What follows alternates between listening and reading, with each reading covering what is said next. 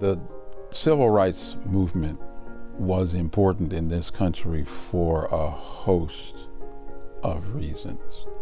We learned a lot about how to organize for equity and social justice. There's been a tremendous amount of change in Atlanta in particular since the segregation era. And we have been very fortunate in our leadership that has really helped to manage that change. And so it's one reason it's important to really learn about the individuals who stood up and made a difference and took on the challenge of transforming Atlanta from a segregated city to a very diverse and international city where people come from all over the world.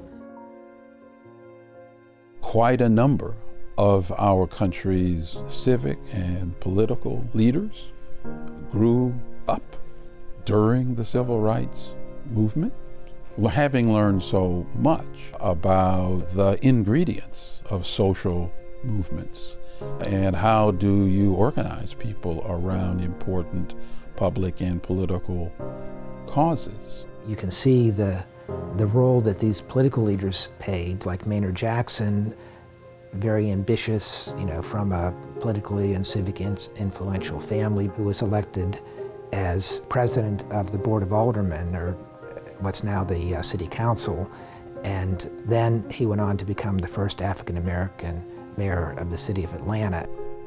The fact that Maynard Jackson became an African-American mayor of one of the country's most important cities was a really big deal.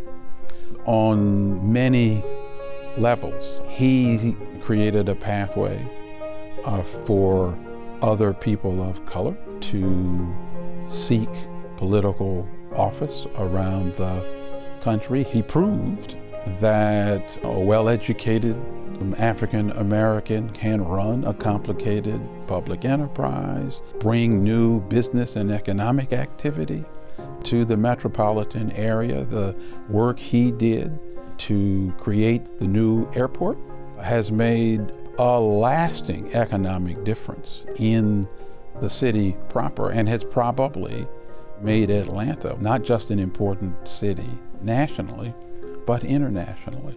Our airport was renamed from Hartsfield to Hartsfield-Jackson as a way of really acknowledging the leadership and contributions that the mayor made. He broke down the old system of giving contracts essentially to the white firms, to a minority and female-headed firms, and so he began to change how it is that things were being done. He, of course, was followed by Andrew Young. The election of Andrew Young to Congress from the 5th Congressional District, when it was still a majority white district, showed that Congressman Young could create a coalition of African Americans and whites. And Mayor Young was incredibly influential in working with Billy Payne to get Atlanta to be the site of the 1996 Olympics. I don't think it's any accident that he eventually became a diplomat or a U.S. ambassador. Andrew Young has been a real thoughtful fellow with a balanced perspective, very capable of seeing the views of the other side while staying true to his own principles.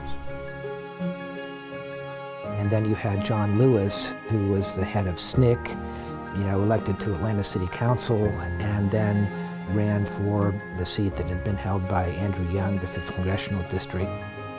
It was his legislation and his persistence that made sure that the National Museum for African American History and Culture would be a part of the American landscape.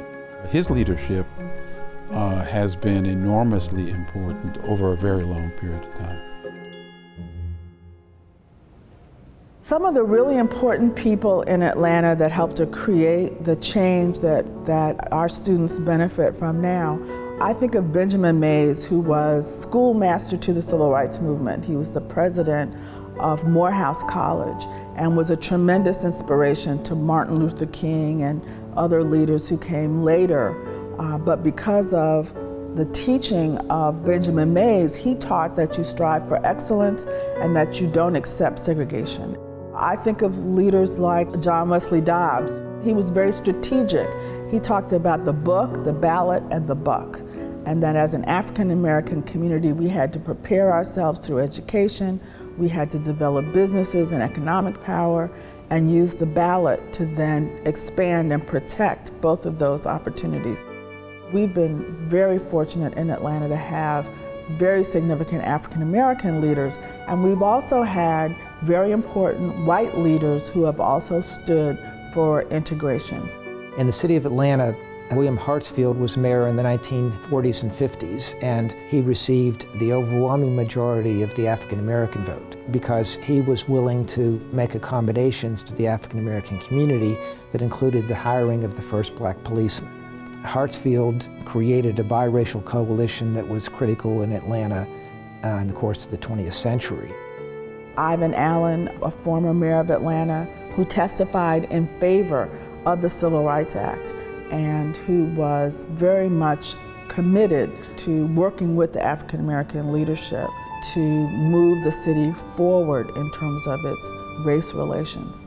When Jimmy Carter became governor of Georgia, he began to do a number of things that changed the existence of the color line. And in the Capitol, there were important symbolic things that he did. Carter appointed a commission to select 3 people whose portraits would be hung, and they included Martin Luther King Jr. first, and Bishop Henry McNeil Turner second, and Lucy Laney third.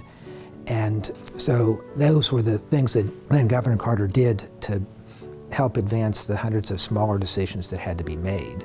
That's just the tip of the iceberg of some of the really important people, and a reminder that what people do, what individuals do, does make a difference.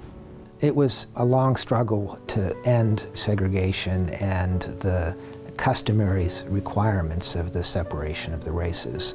And we've come an incredibly long way in terms of how that's happened. But the residuals are still here with us, and it's going to take a while for us to work that out. It's an important question whether or not these injustices born of segregation, whether we're past that. I would argue that the vestiges of segregation are in one sense gone, but they have resurfaced in other ways. The civil rights movement and the struggle of African Americans to overcome first the legacy of slavery and then segregation has created a framework for the expression of rights under our constitutional system. As we talk about gay rights and marriage equality, many of these tactics, many of the legal mechanisms, have their roots in the strategies of the civil rights movement. The example of Dr. Martin Luther King is an inspiration for people standing for justice all over the world, and particularly in America. When people protest and stand up for their rights, they're standing on the work of the civil rights movement. The work to establish that right, the freedom of assembly, the right to free speech, and the sort of basket of legal approaches to using the courts, using the legislative system to create a framework for changing the law. And then also his appeal to people's higher nature, to their morality, so that we move towards also changing the practice and changing the attitude that we have about each other, so that we move to a place where everyone sees the value in every human being. And I think that's ultimately the message of the civil rights movement, is that we move toward a beloved community where we value and respect and honor the humanity of everyone.